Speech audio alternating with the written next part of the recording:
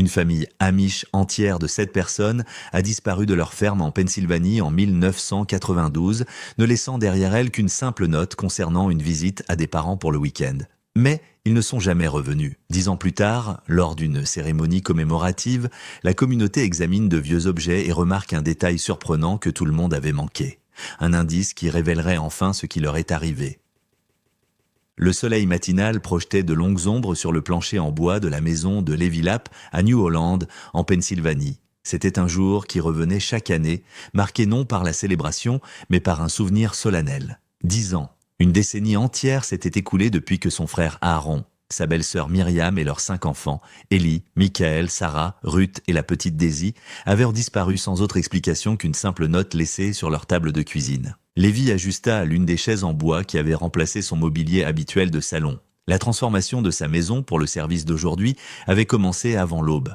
Là où se trouvait habituellement son confortable canapé, des rangées de simples chaises faisaient maintenant face à l'avant de la pièce. La table basse avait été déplacée dans la grange, libérant de l'espace pour le rassemblement qui allait bientôt remplir sa maison. Le service avait commencé à 8 heures précises, avec les membres de leur communauté amish de l'ancien ordre, qui entraient silencieusement. Les hommes dans leurs costumes noirs et leurs chapeaux à large bord, les femmes avec leurs coiffes de prière et leurs robes sombres. Pendant 2 heures, ils avaient prié, chanté des hymnes en dialecte pennsylvanien et partagé des souvenirs de la famille Lapp. Le ministre Yoder avait parlé avec éloquence de la foi dans les moments d'épreuve, de l'acceptation de la volonté de Dieu même lorsque la compréhension leur échappait. Maintenant, alors que l'horloge sur la cheminée indiquait plus de 10 heures, le service formel s'était terminé. La plupart des fidèles étaient départis, retournant à leur ferme et leurs tâches quotidiennes. Seul un petit cercle restait, la famille proche, des amis chers et quelques anciens de la communauté qui connaissaient Aaron depuis l'enfance. Lévi regarda autour du rassemblement réduit. Ses cousins Samuel et Rebecca Baylor étaient assis l'un près de l'autre, la barbe de Samuel montrant maintenant des cheveux gris qui n'étaient pas là 10 ans auparavant. Mary Stoltzfus, qui avait été la plus proche amie de Myriam, tamponnait ses yeux avec un mouchoir blanc. Le vieux Joseph King, dont la ferme bordait la propriété abandonnée d'Aaron, fixait ses mains jointes. « Allons-y » demanda doucement Lévi, faisant un geste vers la table de cuisine qu'ils avaient déplacée au centre des chaises restantes. Le groupe se rapprocha, formant un cercle serré. Sur la table se trouvait un arrangement d'objets précieux, des photographies, des effets personnels, et au centre même, protégé par une pochette en plastique transparent, la note qui avait tout changé. Lévi prit la note avec précaution, bien qu'il en eût mémorisé chaque mot depuis des années. Écrite dans l'écriture soignée d'Aaron, on pouvait lire « Parti pour le week-end, visite à la famille pour des questions d'église. Retour lundi. Ne vous inquiétez pas pour les animaux. Arrangement pris avec les garçons du voisin pour aider. Aaron. Chaque année, nous lisons ceci, dit doucement Mary. Chaque année, je me demande quelles affaires d'église auraient pu les emmener si soudainement. Et quelle famille, ajouta Samuel. Nous sommes leur famille. La communauté a vérifié auprès de chaque parent, chaque relation dans l'Ohio, l'Indiana, même jusqu'en Ontario. Personne ne les a vus. Esther prit une photographie, prise quelques jours avant la disparition. Elle montrait toute la famille sur leur porche. Aaron grand et barbu sous son chapeau de paille, Myriam à côté de lui, tenant le bébé Daisy, les autres enfants disposés par taille, tous souriant dans leurs vêtements simples. Derrière eux, le linge flottait sur la corde. « De si beaux enfants », murmura-t-elle. Ellie aurait maintenant 23 ans, Michael 21, Sarah 19, Ruth 14 et la petite Daisy. Sa voix se brisa. Daisy aurait 10 ans. Lévi prit le dossier Manila qui contenait des copies des rapports de police. L'enquête officielle avait été brève, entravée par la réticence de la communauté à impliquer les autorités extérieures au-delà du signalement initial. Après une semaine à interroger les voisins et ne trouvant aucun signe d'acte criminel, l'affaire avait été classée comme une disparition volontaire et finalement abandonnée. « Nous avons fait ce que nous pensions être le mieux, dit Joseph King, lisant peut-être les pensées de Lévi. Nous ne sommes pas un peuple qui court vers la police des Anglais avec nos problèmes. Nous croyons qu'ils reviendraient. Mais ils ne sont pas revenus, dit doucement Rebecca. Et maintenant, nous nous rassemblons chaque année en nous demandant si nous aurions dû faire davantage. Daniel Zook, un autre membre de la communauté, prit l'une des photos du dossier de police. Il l'étudia attentivement, fronçant les sourcils. C'était la même photographie du Porsche qu'Esther avait tenu, mais c'était la copie officielle de la police, légèrement plus grande et plus claire. « Lévi, dit lentement Daniel, la famille de ton frère, ils prévoyèrent de partir ce matin-là pour le week-end, n'est-ce pas ?»« C'est ce que disait la note, répondit Lévi, confus par la question. « Pourquoi ?» Daniel tourna la photographie vers le groupe et pointa la corde à linge visible en arrière-plan. « Regardez ici, Du linge frais, suspendu à la corde, voyez comme les vêtements sont encore sombres d'humidité en bas? Cette photo a été prise le matin comme vous l'avez dit. Et alors? Demanda Samuel.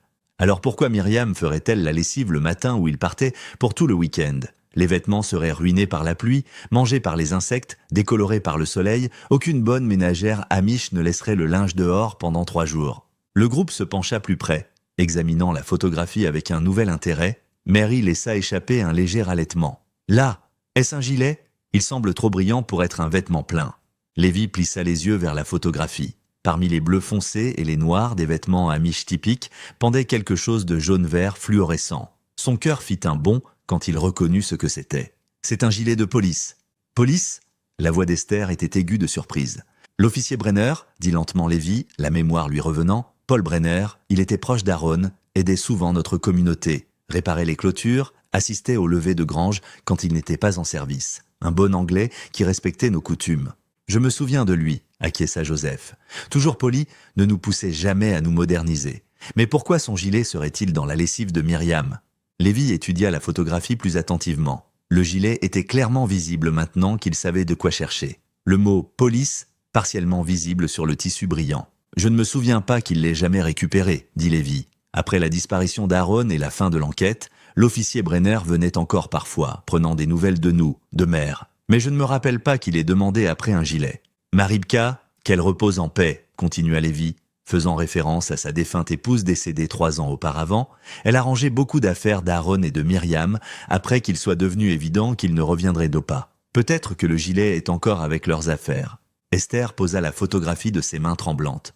Peut-être devrions-nous parler de cela à l'officier Brenner. Cela ne signifie peut-être rien, mais après 10 ans, la moindre petite chose pourrait nous aider à comprendre. « Mère, dit doucement Lévi, que pourrait-il faire maintenant? Cela fait une décennie. La police anglaise a mis l'affaire de côté il y a longtemps. Nous avons choisi de ne pas la poursuivre davantage nous-mêmes, d'accepter la volonté de Dieu en cette matière. Mais nous n'avons jamais trouvé la paix avec cela, intervint Mary. Nous disons que nous acceptons, mais nous nous rassemblons chaque année parce que nous ne pouvons pas lâcher prise. Peut-être que la volonté de Dieu inclut que nous cherchions enfin des réponses. Je vais trouver le gilet, décida Lévi. Si rien d'autre, je devrais le rendre à l'officier Brenner. C'est la moindre des choses. Quand je le ferai, peut-être mentionnerai-je cette observation concernant la lessive. Voyons ce qu'il dira. Le groupe murmura son accord. Ils passèrent encore une demi-heure à regarder les photographies et souvenirs restants, l'hymnaire préféré d'Aaron, le dé à coudre de Myriam, des dessins que les enfants avaient fait, une poupée en feuilles de maïs qui avait appartenu à Sarah. Chaque objet était manipulé avec révérence, passé de main en main, accompagné d'un souvenir ou d'une prière. Finalement, alors que l'horloge approchait midi, le rassemblement commença à se disperser. Chaque membre de la famille et amis embrassa Lévi et Esther, murmurant des paroles de réconfort qui avaient été répétées tant de fois qu'elles s'étaient usées comme des galets de rivière. « Nous te verrons à l'église dimanche » dit Samuel, ajustant son chapeau noir sur sa tête. « Merci d'avoir accueilli cette année » ajouta Rebecca. Cela signifie beaucoup de se souvenir d'eux dans une maison, pas seulement dans la salle de réunion. « C'était l'idée de mère » dit Lévi, regardant Esther. Elle pensait que peut-être être ici, où Aaron passait tant de temps, pourrait nous rapprocher de la compréhension. Un par un, les buggy s'éloignèrent dans l'allée de gravier jusqu'à ce que seuls Lévi et sa mère restent. Esther commença à rassembler les photographies et les papiers, ses mouvements soigneux et délibérés. « Je t'aiderai à remettre les meubles en place » proposa-t-elle. « Non, mère, repose-toi. Je vais te raccompagner chez toi et m'en occuper moi-même plus tard. » Lévi alla vers le tiroir de la cuisine.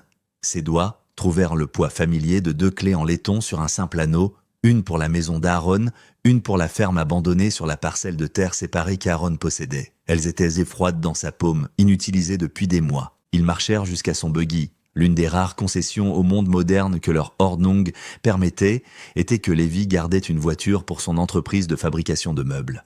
Lévi l'aida à monter dans la voiture, son propre cœur lourd du poids d'une autre année passé sans réponse. Alors qu'il conduisait la courte distance jusqu'à la petite Dowdy House de sa mère sur la propriété familiale, il ne pouvait se défaire de l'image de ce gilet de police suspendu parmi le linge de sa belle-sœur, une note vive et incongrue dans ce qui aurait dû être un matin ordinaire 10 ans auparavant. Après avoir déposé sa mère à sa petite maison, Lévi décida de se rendre immédiatement à la maison d'Aaron.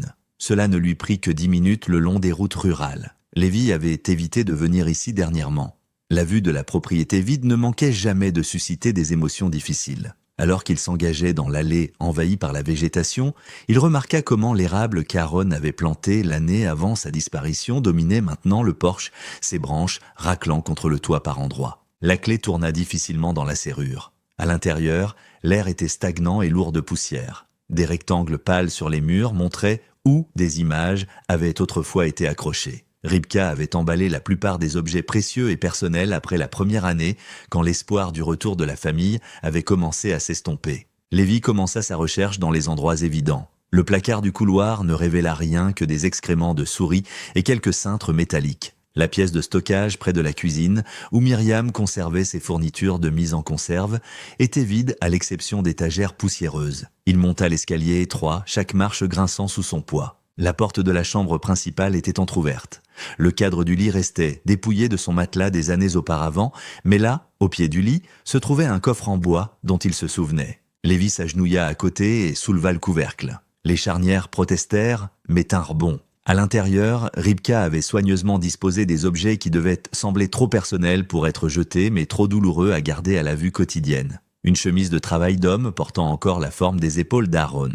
Un cheval de bois jouet d'enfant, usé à force d'être manipulé. Et là, soigneusement plié sur le dessus, le gilet fluorescent de police. Il le souleva avec précaution. Police était inscrit au dos en lettres réfléchissantes et sur le devant, un petit écusson indiquait « P. Brenner en couture soignée ». Le gilet était propre, soigneusement lavé et séché par Myriam 10 ans auparavant. Lévi ferma doucement le coffre et se leva, le gilet dans ses mains. Il sortit son téléphone portable, une autre accommodation aux nécessités commerciales, et fit défiler jusqu'au numéro personnel de l'officier Brenner.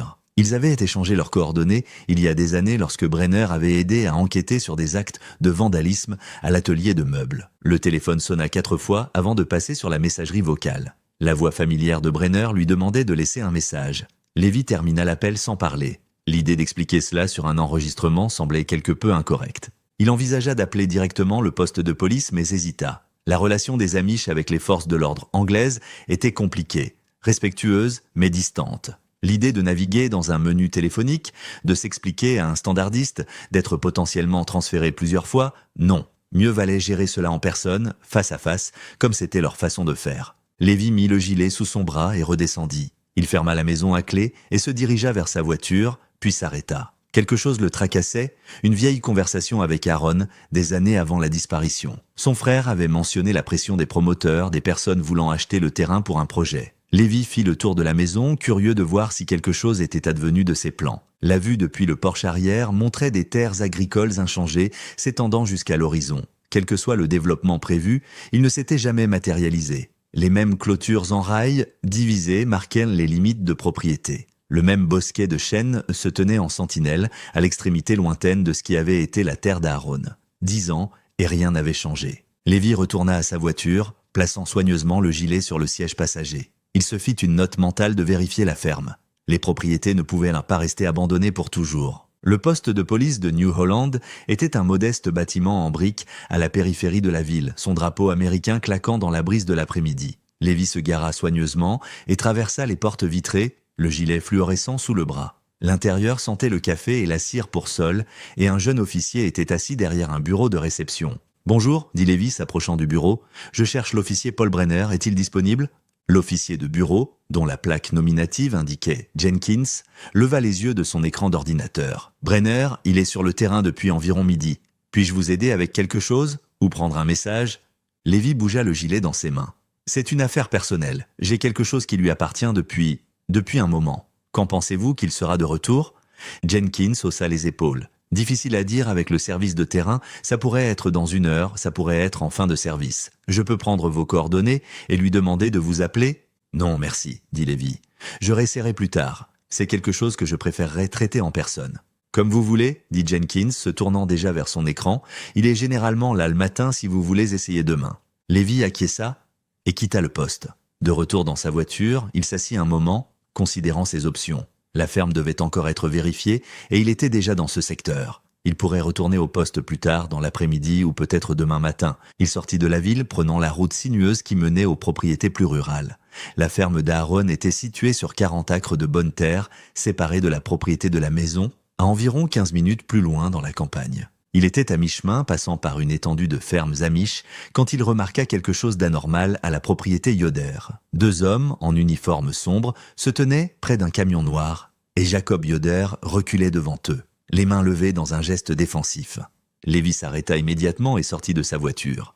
En s'approchant, il pouvait entendre des voix élevées. « Vous ai dit hier et avant-hier, disait Jacob en anglais accentué, cette terre n'est pas à vendre, elle est dans ma famille depuis des générations. » « Les temps changent, monsieur Yoder, dit l'un des hommes en uniforme. Son uniforme était étrange, bleu foncé ou noir, mais sans écusson de département, sans numéro de badge, sans identification d'aucune sorte. L'offre que nous faisons est plus que généreuse. Vous pourriez acheter des terres ailleurs, de meilleures terres. Il n'y a pas de meilleure terre que celle que Dieu nous a donnée à cultiver, répondit fermement Jacob.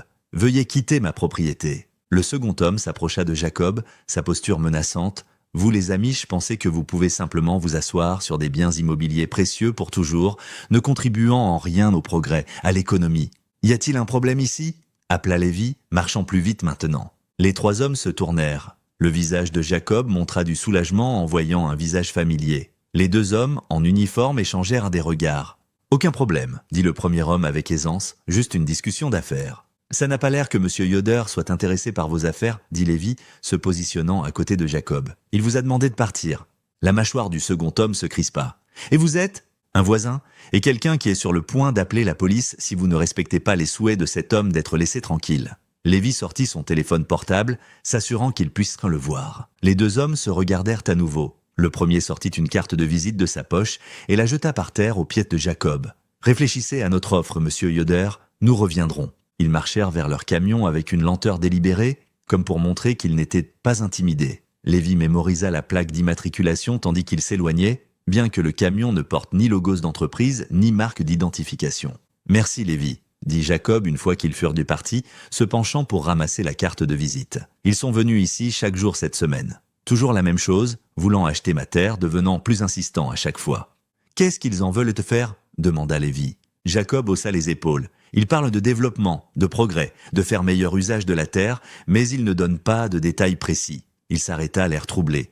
Tu sais, quelque chose comme ça s'est déjà produit, il y a environ 10 ans. Des hommes différents, mais la même pression, le même discours vague sur le développement. Puis cela s'est arrêté soudainement. Lévi sentit un frisson malgré l'après-midi chaud. Il y a 10 ans, autour de l'époque où mon frère a disparu ? Oui, maintenant que tu le mentionnes. Peut-être quelques mois avant, Aaron avait aussi des hommes qui lui rendaient en visite, je m'en souviens. Il s'inquiétait à ce sujet, en a parlé à l'évêque. Puis, Jacob s'interrompit, ne voulant pas mentionner directement la disparition. « Ces hommes, dit Lévi, ont-ils dit quelle entreprise ils représentent ?» Jacob lui tendit la carte de visite. Elle était d'un blanc simple, avec seulement un numéro de téléphone et les mots « Land Development Associate » en simple texte noir. Pas de nom, pas d'adresse. « Je suis en fait en route pour parler avec l'officier Brenner d'une autre affaire, dit Lévi. Je lui mentionnerai cela. Il a toujours été un ami pour notre communauté. Peut-être qu'il peut enquêter pour savoir si ces hommes ont le droit de vous harceler comme ça. »« J'apprécierais cela, dit Jacob, bien que je doute que la loi des Anglais puisse faire grand-chose s'ils ne font que demander à acheter. Néanmoins, ce serait bien que la police soit au courant. » Lévi regarda la route où le camion avait disparu. « Sois prudent, Jacob. Peut-être assure-toi de ne pas être seul quand ils reviendront. Et tes fils ou des voisins à proximité. »« Je le ferai. Merci encore, Lévi. Que Dieu te bénisse. » Lévi retourna à sa voiture, troublé par cette rencontre. Alors qu'il continuait à conduire vers la ferme d'Aaron, il ne pouvait se débarrasser du sentiment que le passé s'agitait, que de vieux secrets luttaient pour atteindre la lumière. L'entrée de la propriété de la ferme d'Aaron était marquée par 2 piliers de pierre usée qui étaient là depuis plus d'1 siècle. Alors que Lévi ralentissait pour tourner, il remarqua une voiture de patrouille de police garée de l'autre côté de la route, moteur au ralenti. La fenêtre du conducteur était baissée, et à travers elle, il pouvait voir une silhouette familière portant des lunettes de soleil. L'officier Paul Brenner. Lévi s'arrêta et se gara, puis traversa la route tranquille. En s'approchant, Brenner retira ses lunettes de soleil révélant des yeux fatigués qui se plissèrent en signe de reconnaissance. « Lévi Lapp, dit chaleureusement Brenner, content de te voir. Comment vas-tu ?»« Bonjour, officier Brenner, je vais bien, merci. » Lévi regarda autour de la route vide. « Êtes-vous en poste ici aujourd'hui ? Cela semble inhabituel pour quelqu'un de votre ancienneté d'être en service de patrouille. » Brenner rit. « Je garde juste un œil sur la région. Je passais par là et j'ai vu l'ancienne propriété d'Aaron. » Son expression devint plus solennelle. « Difficile de croire que cela fait 10 ans. Je pense encore à cette affaire parfois. »« C'est gentil à vous de vous en souvenir, dit Lévi, touché par le sentiment. En fait, je vous cherchais au poste plus tôt aujourd'hui. J'ai quelque chose à discuter avec vous concernant l'affaire d'Aaron. Ah » Les sourcils de Brenner se soulevèrent légèrement. « Oui, j'ai trouvé quelque chose qui vous appartient dans la maison d'Aaron. » Lévi retourna à sa voiture et récupéra le gilet. Ceci était dans un coffre avec d'autres effets personnels. « Je crois que c'est à vous ?» Brenner prit le gilet, l'examinant avec une expression perplexe. « Un gilet ? Je ne… » Il le retourna, vit son nom cousu sur l'écusson, et son visage s'éclaircit. « Oh, oui, c'est vrai, c'est le mien, complètement oublié après toutes ces années. Comment s'est-il retrouvé chez mon frère ?» demanda Lévi. Brenner rendit le gilet par la fenêtre et se frotta la mâchoire d'un air pensif. « C'était ce matin-là, le matin où ils sont partis. Je m'étais arrêté pour discuter de quelque chose avec Aaron, et Myriam, étant l'âme généreuse qu'elle était, m'a invité à prendre le petit déjeuner. Elle n'acceptait pas de refus, tu sais comment elle était. » Lévi acquiesça, se souvenant de la légendaire hospitalité de sa belle-sœur. « Eh bien, maladroit comme je suis, j'ai réussi à renverser de la soupe aux légumes sur mon gilet. Myriam a insisté pour le laver, disant que ça tacherait si on le laissait. J'ai protesté, bien sûr, mais… » Brenner haussa les épaules. « On ne discutait pas avec Myriam Lapp quand elle décidait de vous aider. »« Je n'ai jamais entendu parler de cette visite, » dit lentement Lévi. « Puis-je demander ce que vous discutiez avec Aaron ce matin-là ?» Quelque chose passa sur le visage de Brenner. Était-ce de la nervosité ? « Oh, ça fait si longtemps. Je pense que c'était quelque chose à propos de la sécurité du quartier. Il y avait des projets de développement dans la région qui inquiétèrent les résidents. » « Des projets de développement ?» Lévi se pencha plus près. « Aaron m'en avait mentionné quelque chose une fois. Des promoteurs privés voulant construire une route à travers l'arrière de sa propriété. »« C'est ça » dit Brenner, semblant se détendre légèrement. Il y avait une entreprise qui poussait fort pour acheter des terres pour un projet. La communauté était inquiète, et le département de police a travaillé avec les responsables locaux pour mettre le projet en attente. Je vérifiais probablement auprès d'Aaron s'il avait des préoccupations de sécurité, m'assurant que personne ne le pressait indûment. Lévi pense au visage effrayé de Jacob Yoder d'il y a quelques minutes. En parlant de pression, je viens juste de quitter la ferme de Jacob Yoder. 2 hommes, en uniforme sombre, étaient là, essayant de le forcer à vendre sa terre. Ils le harcèlent toute la semaine. L'expression de Brenner se durcit. Des uniformes sombres ? Pas d'identification d'entreprise ? Aucune que je puisse voir. Ils sont partis quand j'ai menacé d'appeler la police, mais ils ont dit qu'ils reviendraient. Lévi sortit la carte de visite. Ils ont laissé ceci, Land Development Associate, mais juste un numéro de téléphone. Brenner prit la carte, l'étudia brièvement, puis la rendit. Je vais me renseigner, parler moi-même à Jacob. Nous ne pouvons pas laisser des gens intimider nos voisins amish. J'apprécierais cela. La communauté vous fait confiance, officier Brenner. Vous avez toujours été bon envers nous.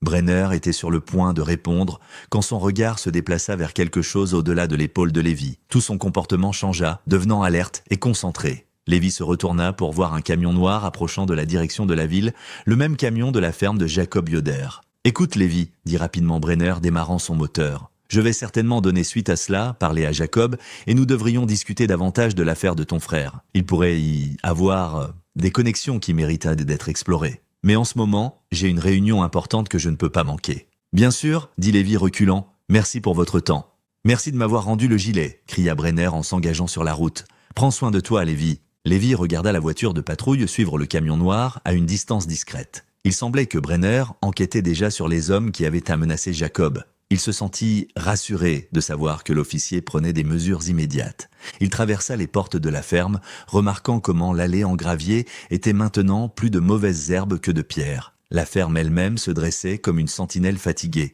sa peinture blanche s'écaillant, les volets pendant de travers. Le panneau à vendre qu'il avait installé 5 ans après la disparition penchait, usé par les intempéries et décoloré. En 5 ans, seule une poignée de personnes avaient manifesté de l'intérêt et aucune n'avait donné suite avec une offre. La propriété était belle malgré sa négligence, 40 acres de terres agricoles de premier choix avec une grange solide et la maison de ferme à 2 étages qu'Aaron avait amoureusement entretenue. Mais la communauté amish était insulaire, et les acheteurs anglais se sentaient souvent mal à l'aise d'acheter une propriété au cœur du pays plein. Pendant ce temps, la plupart des familles amish avaient déjà leur propre terre ou ne pouvaient pas se permettre le prix demandé. Lévi se gara et entra dans la maison avec sa clé. Des particules de poussière dansaient dans la lumière de l'après-midi qui filtrait à travers les fenêtres sales. Il trouva des produits de nettoyage dans le garde-manger, miraculeusement encore utilisables, et commença la tâche de rendre la cuisine présentable. Il balayait les excréments de souris des coins quand il entendit une voiture entrer dans l'allée. Par la fenêtre, il vit une berline qu'il ne reconnaissait pas. Un homme en tenue professionnelle en sortit, étudia le panneau à vendre, puis marcha vers la maison. Lévi le rencontra à la porte. Bonjour, dit l'homme avec un sourire étudié. J'ai remarqué le panneau à vendre. Cette propriété est-elle toujours disponible? Oui, elle l'est, confirma Lévy. Je suis le propriétaire. Enfin, je la gère pour la famille. Excellent. Je suis très intéressé. Puis-je regarder autour? Lévy lui fit signe d'entrer. Bien sûr, bien que je doive vous prévenir, elle nécessite des travaux. Elle est vide depuis des années. L'homme parcourut les pièces d'un regard rapide et évaluateur. Il semblait moins intéressé par l'état de la maison que par autre chose. Il regardait sans cesse par les fenêtres, vérifiant les lignes de vue, hochant la tête pour lui-même. « Quel est votre prix demandé ?» demanda-t-il finalement. Lévy nomma le chiffre qu'il avait fixé 5 ans auparavant, la juste valeur marchande pour le terrain et les bâtiments. L'homme rit. « Pour cet état, je vous en donne la moitié. »« C'est bien en dessous de la valeur du terrain seul, » protesta Lévy. « La superficie est au milieu de nulle part, entourée de fermes amiches. Potentiel de développement limité. La moitié de votre prix demandé est généreuse. » Lévy se sentit partagé. L'offre était insultante, mais la propriété était restée vacante si longtemps. Chaque mois signifiait plus de détérioration, plus de dépenses. « Je pourrais peut-être baisser de 15%, mais je vais vous rencontrer à mi-chemin, » interrompit l'homme, sortant une carte de sa veste. « Laissez-moi vous montrer mes plans pour la propriété. » Il étala la carte sur le comptoir poussiéreux de la cuisine. Lévy vit la propriété de la ferme délimitée en rouge avec diverses annotations de développement. Mais son attention fut attirée par une autre marque. Une zone encerclée dans la région montagneuse au nord, marquée de symboles qu'il ne comprenait pas. « Qu'est-ce que c'est ?» demanda Lévy, pointant vers la marque de la montagne.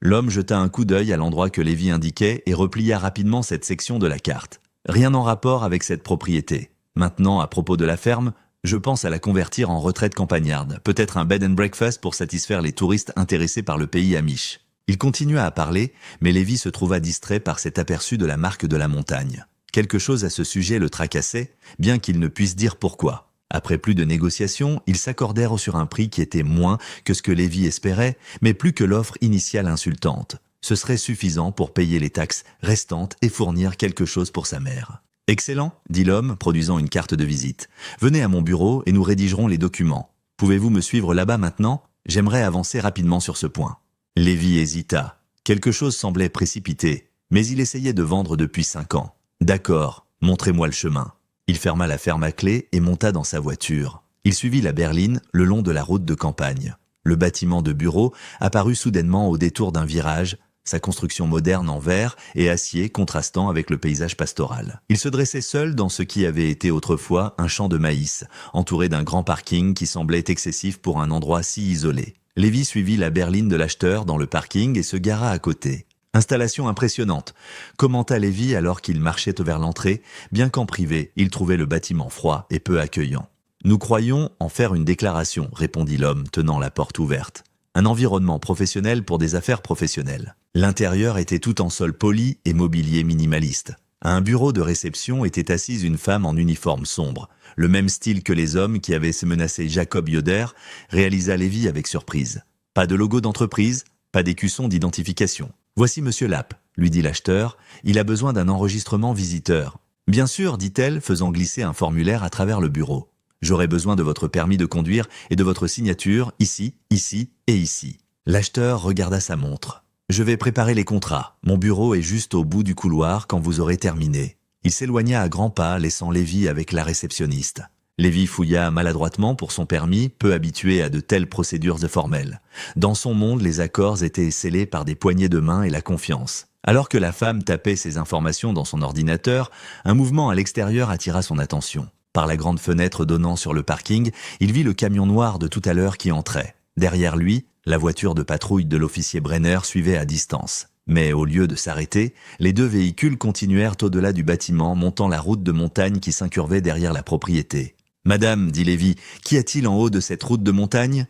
Elle leva brièvement les yeux de sa saisie. « Je ne saurais pas. Vous devriez demander à Monsieur Davidson à ce sujet. »« Monsieur Davidson, c'est le monsieur qui achète ma propriété ?»« Oui. » Elle retourna à son écran, clairement peu intéressée par la conversation. En attendant qu'elle termine, Lévy erra vers une zone d'exposition près des fenêtres. Une grande maquette architecturale était sous verre, une représentation miniature des plans de développement. Il se pencha plus près, reconnaissant immédiatement la topographie. Il y avait la montagne, il y avait la vallée où la communauté amish vivait depuis des générations, il y avait les routes sinueuses qu'il avait parcourues toute sa vie. Mais dans la maquette, tout était différent. Là où se trouvaient maintenant des fermes amish, la maquette montrait des bâtiments commerciaux, des lotissements, des centres commerciaux. Sa propre maison, la maison de sa mère, les propriétés d'Aaron, la ferme de Jacob Yoder, toutes remplacées par des structures modernes. Des routes coupaient à travers des terres auparavant intactes. Une seule zone restait non développée dans la maquette, un endroit sur la montagne marqué par ce qui semblait être une église ou un bâtiment commémoratif. Lévi étudia la petite plaque à côté. Mémorial du patrimoine amish, préserver la mémoire des gens simples de Pennsylvanie. Mémoire, pas présence, mémoire. Comme s'ils étaient déjà partis. Son sang se glaça quand il reconnut l'endroit sur la montagne. C'était le même endroit marqué sur la carte de l'acheteur plus tôt. Il regarda à nouveau par la fenêtre où la poussière des véhicules persistait dans l'air. Était-ce là que Brenner se dirigeait ? « Monsieur ? J'ai besoin que vous signiez ces formulaires. » « En fait, dit Lévi, reculant vers la porte, je viens de me souvenir de quelque chose d'urgent. Veuillez dire à monsieur Davidson que je devrais reprogrammer. » Ses yeux se rétrécirent. « Il vous attend. Il a préparé tous les papiers. Je reviendrai plus tard aujourd'hui. Demain au plus tard, je suis désolé. »« Monsieur Davidson n'aime pas attendre. » Mais Lévi passait déjà la porte. Derrière lui, il l'entendit prendre le téléphone, parlant urgemment à quelqu'un. Il courut jusqu'à sa voiture, démarra le moteur et quitta rapidement le parking. La route de montagne était plus accidentée que les routes principales, conçues pour les camions de bûcherons et les véhicules d'entretien, plutôt que la circulation régulière. La voiture de Lévi rebondissait sur les nids de poules et les surfaces ondulées alors qu'il montait plus haut. Le soleil de l'après-midi filtrait à travers la canopée d'arbres, créant un effet stroboscopique qui le faisait plisser les yeux. Il ne savait pas exactement ce qu'il s'attendait à trouver, mais chaque instinct lui disait qu'il devait voir ce qui se passait sur cette montagne. Le mémorial aux Amish de la maquette, la pression renouvelée sur les propriétaires terriens, le comportement étrange de Brenner, le lien avec les événements d'il y a 10 ans, tout tourbillonnait dans son esprit comme des pièces d'un puzzle refusant de s'assembler. La route de montagne devint plus raide et plus isolée à chaque kilomètre. La voiture de Lévi peinait contre la pente, et il dut rétrograder 2 fois pour maintenir sa vitesse. Les arbres se pressaient de près des 2 côtés, leurs branches formant un tunnel de verdure au-dessus. Pendant près d'1 heure, il grimpa, ne croisant aucun autre véhicule, ne voyant aucun signe d'habitation à l'exception d'un poteau électrique occasionnel marquant la route. Finalement, la route s'aplanit dans une zone dégagée. À travers les arbres qui s'éclaircissaient, Lévi aperçut la voiture de patrouille de l'officier Brenner, garée près d'une clôture de construction. Il s'arrêta dans un petit dégagement partiellement caché par des buissons, coupa le moteur et sortit dans l'air de la montagne. Le chantier de construction s'étendait devant lui, plus grand qu'il ne l'avait prévu. Des équipements lourds étaient immobiles pour le moment, un bulldozer, une excavatrice, des piles de bois et de pierre. La structure qui prenait forme était effectivement conçue pour ressembler à une maison de réunion amish, mais plus grande, plus élaborée que n'importe quel bâtiment plein réel ne le serait. C'était l'idée qu'un touriste se fait de l'architecture amish, tout en toit pointu et touches décoratives qu'aucune communauté amish réelle n'approuverait. Lévi s'approche, restant à la lisière des arbres. À travers la clôture à mailles, il pouvait voir Brenner debout avec les 2 hommes de la ferme de Jacob Yoder. Leur voix portait sur la brise de la montagne. « Maison commémorative sera parfaite, » m'en disait l'un des hommes. « Préserver la mémoire de la culture amish dans cette région. Les touristes adorent ce genre de choses. Ils viendront par bus entier pour voir le patrimoine amish authentique. » Récit sympathique, ajouta l'autre. Comment le mode de vie simple des amish n'a pas pu survivre aux pressions modernes. Très touchant, très commercialisable. Brenner hocha la tête. Le développement pourra se poursuivre une fois que les familles restantes seront convaincues de déménager. Combien de temps avant ? C'est un projet à long terme, interrompit le premier homme.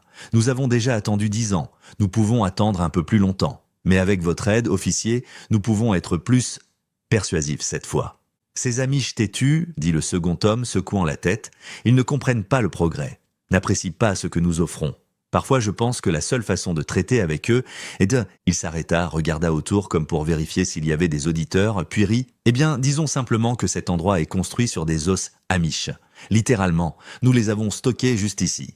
L'estomac de Lévi se noua. Il se pressa plus près de la clôture, s'efforçant d'entendre. « Venez, dit le premier homme à Brenner, laissez-nous vous montrer quelque chose. » Ils marchèrent plus profondément dans le chantier de construction. Les yeux de Lévi parcoururent les alentours, repérèrent un casque et un gilet de sécurité accroché à un poteau de clôture, probablement laissé par un travailleur en pause. Sans réfléchir, il les saisit, les mit et se glissa par une ouverture dans la clôture. Le gilet était trop grand, le casque lâche sur sa tête, mais de loin, il pourrait passer pour un ouvrier de construction. Il garda la tête baissée et marcha délibérément suivant le trio à distance. Ils s'arrêtèrent de l'autre côté du bâtiment à moitié achevé, où les fondations avaient été coulées, mais les murs n'étaient que partiellement érigés. L'un des hommes appela un ouvrier proche opérant une petite pelleteuse. « Creusez ici !» ordonna-t-il, pointant un endroit marqué de peinture orange en spray. « Pas profond, peut-être 3 pieds. » L'ouvrier semblait confus mais obtempéra. Le godet de la pelleteuse mordit dans la terre, enlevant la terre et le gravier. Après seulement quelques pelletées, l'opérateur s'arrêta, scrutant quelque chose. « C'est suffisant, » dit le premier homme. Lui et son compagnon descendirent dans l'excavation peu profonde. Lévi s'approche furtivement, utilisant une pile de bois comme couverture. Il regarda avec horreur l'un des hommes atteindre et tirer quelque chose de la saleté. Un os, incontestablement humain, probablement d'une jambe. L'homme le tendit à Brenner qui le prit sans hésitation, le retourna dans ses mains en l'examinant, puis le laissa retomber dans le trou. « Vous voyez » dit le second homme souriant. « Nous les avons stockés ici, toute la famille, plus quelques autres qui sont devenus trop curieux au fil des ans. Il y en aura plus à l'avenir, ajouta le premier. Une fois que nous aurons débarrassé les Amish restants, en tuant certains si nécessaire, effrayant le reste pour qu'ils partent, toute cette vallée sera à nous pour la développer. Centres commerciaux, lotissements, attractions touristiques, quelque chose de réellement productif, pas juste des terres agricoles pourrissant entre les mains de gens arriérés. Et vous nous aiderez, n'est-ce pas, officier ? Dit le second homme à Brenner. Comme avant, votre position, votre réputation dans la communauté, des atouts inestimables. Brenner hocha lentement la tête. Le département me fait confiance pour gérer les affaires Amish. Ils ne remettront pas en question mes rapports. Lévi recula, tout son corps tremblant. Aaron, Myriam, les enfants, ici, sous ce monument obscène à leur mémoire. Il se força à bouger silencieusement, prudemment, retournant sur ses pas. À la clôture, il abandonna le casque et le gilet, les laissant où il les avait trouvés. Il courut jusqu'à sa voiture, la démarra et redescendit la montagne aussi vite qu'il l'osait. Son téléphone portable ne montrait aucun signal au chantier de construction. Mais à mi-chemin, 2 barres apparurent. Il s'arrêta, les mains tremblantes, alors qu'il composait le 911. « 911, quelle est votre urgence ?»« Mon nom est Lévi Lapp, dit-il, forçant sa voix à rester stable. J'ai besoin de signaler un meurtre, des meurtres multiples, et une corruption policière. Monsieur, veuillez vous calmer. Quelle est votre position ?»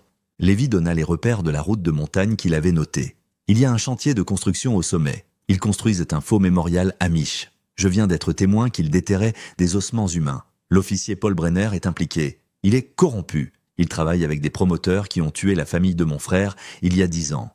Monsieur, ce sont des accusations très graves. Êtes-vous certain ? J'ai vu les os. » La voix de Lévi se brisa. « Je les ai entendus parler de tuer plus de familles Amish. S'il vous plaît, vous devez envoyer quelqu'un. Creusez où ils ont creusé. Vous trouverez les preuves. Nous envoyons des unités maintenant, monsieur. La police d'État sera également notifiée étant donné l'allégation de corruption d'un officier. Veuillez rester où vous êtes. » Lévi attendit, moteur en marche, surveillant la route. En 15 minutes, il entendit des sirènes. Plusieurs voitures de police apparurent, montant la montagne à toute vitesse. Il les suivit.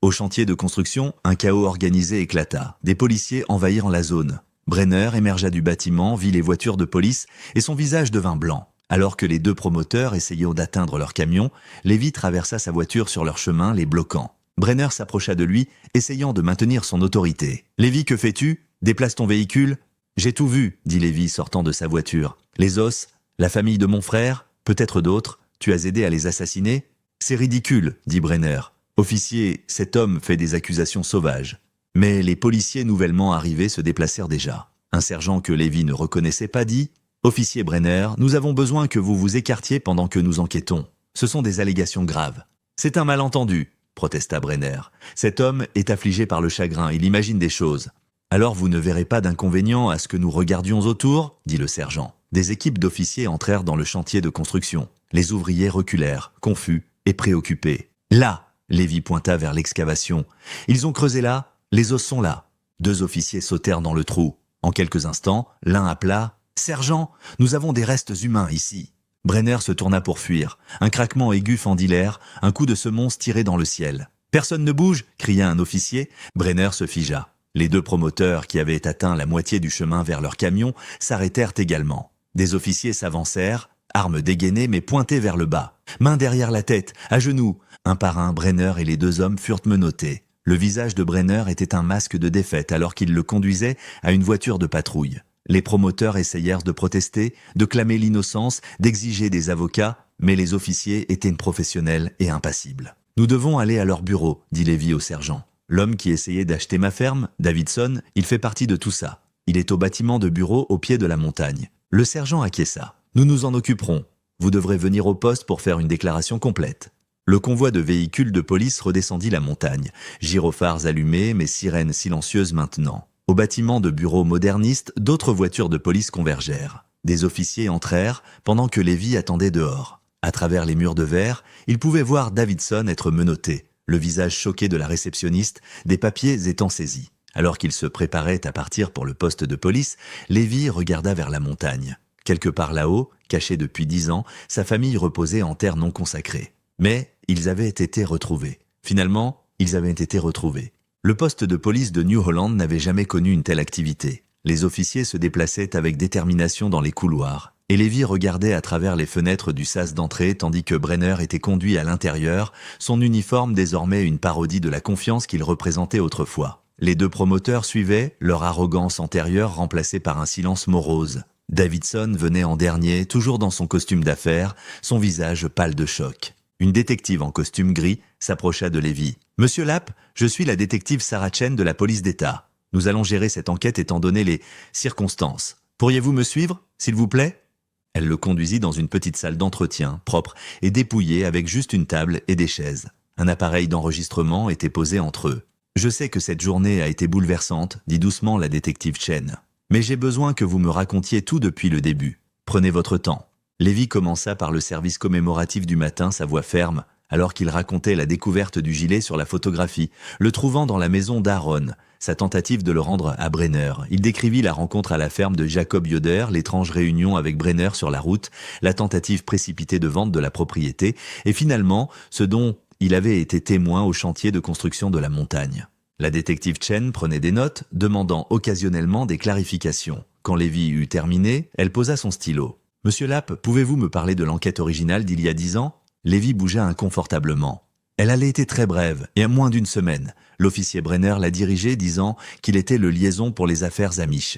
Il a posé des questions, a regardé la maison, mais il s'arrêta, choisissant soigneusement ses mots. « Nous, les amish, nous ne coopérons pas facilement avec les autorités extérieures. Ce n'est pas notre façon. » La plupart dans la communauté croyaient qu'Aaron et sa famille étaient partis volontairement, peut-être pour visiter des parents, peut-être pour déménager. Quand ils ne sont pas revenus, nous avons pensé qu'il y avait peut-être eu un conflit que nous ne connaissions pas, une raison pour laquelle ils ont choisi de rester loin.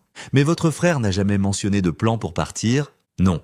Eh bien, il a mentionné la pression d'une société immobilière. Il voulait acheter sa terre. Il possédait plus que la plupart dans notre communauté. Non pas que nous ayons exactement des hiérarchies, mais Aaron avait hérité de notre père et acheté des parcelles supplémentaires au fil des ans. Il était substantiel en termes de propriété foncière. La détective Chen hocha la tête.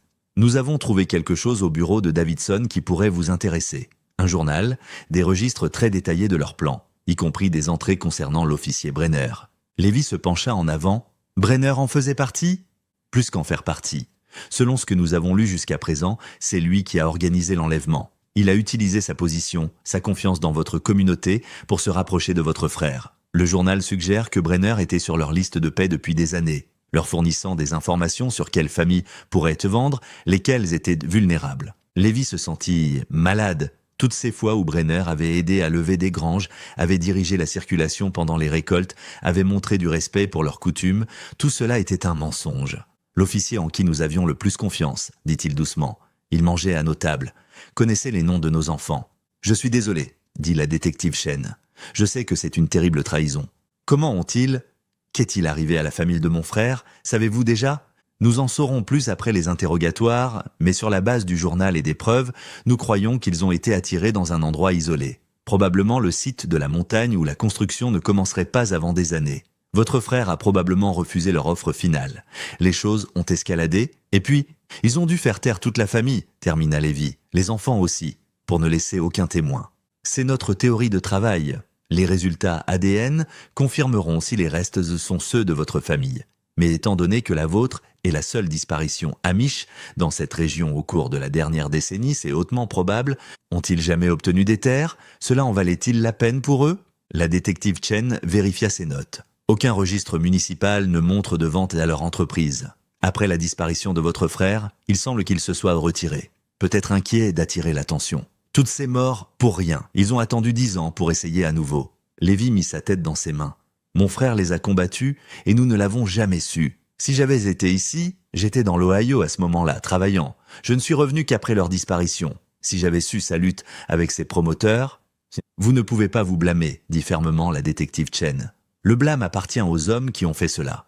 Nous les Amish vivons dans l'acceptation, s'y dit Lévy, relevant la tête. Nous croyons en cédant à la volonté de Dieu, en ne combattant pas le monde. Mais parfois, cette acceptation nous rend aveugles au mal. Nous aurions dû insister davantage il y a 10 ans, aurions dû exiger de vraies réponses au lieu d'accepter ce que Brenner nous disait. Un coup à la porte les interrompit. Un officier jeta un coup d'œil à l'intérieur. « Détective, le membre de la famille est ici, une madame Esther Lapp ?»« Ma mère, » dit Lévy se levant rapidement. Il la trouva dans le couloir, son bonnet noir légèrement de travers, son visage marqué par la peur et l'espoir. Leurs yeux se rencontrèrent, et elle lut la vérité dans son expression. « Non, » murmura-t-elle. « Non, non, non. » Lévy la rattrapa alors qu'elle vacillait. « Ce ne sont que des os, maman, juste des os maintenant. » Ils se tinrent l'un l'autre dans le couloir éclairé par des néons, mère et fils unis dans un chagrin qui avait 10 ans mais était soudainement frais. D'autres officiers passaient près d'eux respectueusement, leur donnant de l'espace pour leur douleur. Après un moment, la détective Chen s'approcha. « Monsieur et Madame Lapp, l'équipe médico-légale a des informations préliminaires, si vous êtes prêts. » Ils furent conduits dans une salle d'attente familiale plus confortable que l'espace d'entretien, avec des chaises plus douces et des boîtes de mouchoirs sur toutes les surfaces. Une femme en blouse de laboratoire entra, son expression professionnellement compatissante. « Je suis le docteur Martinez du département médico-légal, dit-elle. Les restes que nous avons récupérés datent d'environ 10 ans, selon la décomposition et l'analyse du sol. Nous avons trouvé des os de différentes tailles, hommes adultes, femmes adultes et enfants d'âge différents. » Esther fit un son comme un animal blessé. Lévy serra sa main. « Nous aurons besoin d'échantillons ADN de vous deux pour confirmer l'identité, » continua le docteur Martinez. « Mais les âges et les nombres correspondent à vos membres de famille disparus. »« Pouvons-nous voir ?» demanda Esther, sa voix à peine audible. Le docteur Martinez hésita. « Ce ne sont pas des restes intacts, Madame Lapp. Mais si vous pensez que cela aiderait, nous pouvons vous montrer certaines des preuves que nous avons collectées. » Ils furent conduits dans une autre pièce où des sacs de preuves reposaient sur une table métallique stérile. Des os nettoyés et étiquetés, des fragments de tissu, une petite chaussure qui aurait pu convenir à un jeune enfant. Des effets personnels qui avaient survécu à une décennie dans le sol. Esther fouilla dans son sac avec des mains tremblantes et sortit une photographie, la même que celle du service commémoratif. Aaron et Myriam sur le porche, les 5 enfants disposés par taille, tous souriant dans le soleil d'un matin 10 ans plus tôt. Elle la leva, comparant les visages vivants au reste sur la table. « C'est eux !» murmura Esther. « Mon fils, mes petits-enfants. » Ils se tenèrent dans cette pièce stérile, regardant tout ce qui restait d'une famille qui avait ri, prié et travaillé ensemble. Lévy pensa à toutes ces années de questionnement, d'espoir, s'estompant graduellement vers l'acceptation, de questions qui semblaient destinées à rester à jamais sans réponse. Maintenant, il savait. Le savoir était terrible, mais c'était aussi, d'une certaine façon, un soulagement. Plus de questionnement si Aaron avait choisi de partir, s'il lui avait fait défaut d'une manière ou d'une autre, si la famille était quelque part ailleurs vivant une vie différente. Ils étaient ici, ils n'étaient jamais partis. Nous leur trouverons un lieu de repos approprié, dit doucement Lévy. Dans le cimetière avec le reste de notre peuple. Ils rentreront à la maison. Esther acquiesça, des larmes coulant sur son visage buriné. Elle toucha la photographie une fois de plus, puis la remit soigneusement dans son sac. Ils avaient enfin retrouvé la famille d'Aaron, et bien que cette découverte apportât du chagrin, elle apportait aussi le début de la paix.